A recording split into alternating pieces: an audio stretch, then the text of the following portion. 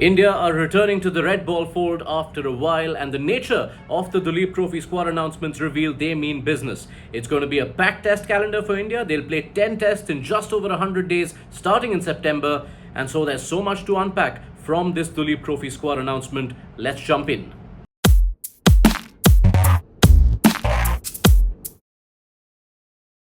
We have for ourselves a revamped Duleep Trophy.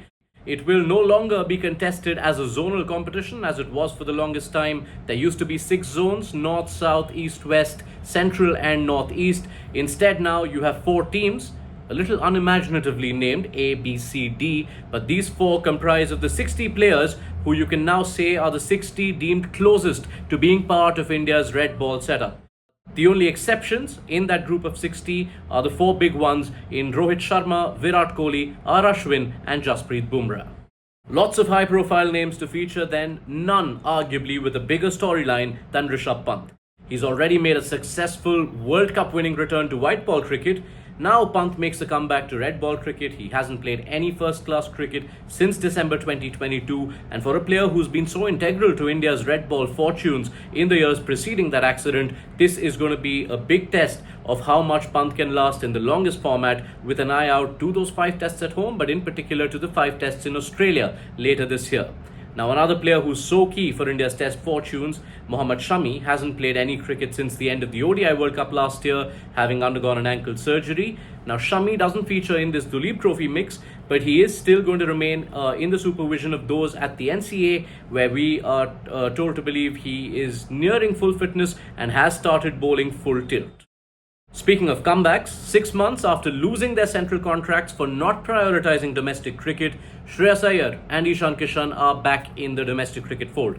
Both of them in fact will feature in the same team, Team D, which will be led by Iyer. Now, Iyer's period of exile has already ended. He was, remember, selected for India's ODI squad in Sri Lanka a few weeks earlier. For Kishan, now there's a chance for him to make a case again. Remember, it's barely been a year since he made his test debut in West Indies. After that, he was part of the Indian ODI World Cup squad as well. But it's after that things started going downhill when he pulled out of the South Africa tests. Now it's a chance for him to put himself back in the reckoning again. Perhaps the biggest lookout as far as the selectors are concerned is building India a pace battery, and that is evident in just the volume of pacers you see across these 4 squads for the Duleep Trophy. Now, India know that Bumrah, Shami, Siraj are the first choice trio, and they want all of them to be fit and firing, especially for the Tour of Australia. But you need more pacers when you go on a 5-test Tour of Australia. And you look at this pool, there's close to 20 pacers featuring in these Duleep Trophy squads. You look at Team A, there's a return for Prasidh Krishna, who's been out injured for a while. Team A also features Akashdeep, who had impressed so much on debut in the tests against England. Team B has Mohammed, who is the test regular, and Mukesh Kumar, who's got some test cricket action behind him. There's also Yash Jha. Team C features Umran Malik and Vishak Vijay Kumar and Sandeep Warrior. And when you look at Team D, they're the likes of Arshdeep Singh, Harshit Rana and Tushar Deshpande. Lots of pacers.